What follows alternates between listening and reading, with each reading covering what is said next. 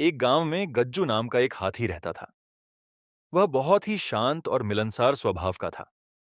गांव के सभी लोग उसे प्यार करते थे, लेकिन उसका सबसे अच्छा दोस्त था रामू दर्जी। गज्जू रोज रामू की दुकान पर जाता और रामू उसे प्रेम से केले या कुछ खाने को देता।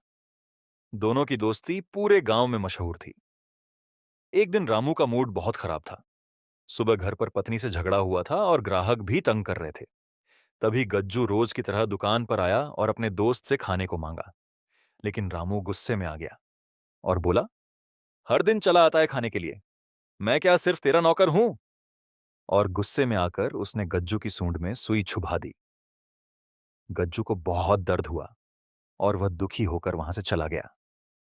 उसे समझ नहीं आया कि उसका दोस्त ऐसा कैसे कर सकता है। वह सीधा नदी पर गया और अपनी सूंड में कीचड़ भरा पानी भर लिया।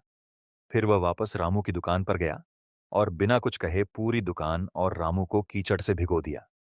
रामू की दुकान की हालत खराब हो गई, कपड़े गंदे हो गए और ग्राहक नाराज होकर चले गए।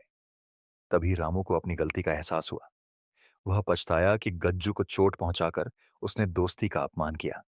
वह सीधा गज्जू के पास गया और कहा, मुझे माफ कर दो गज्जू, मैं गलत था।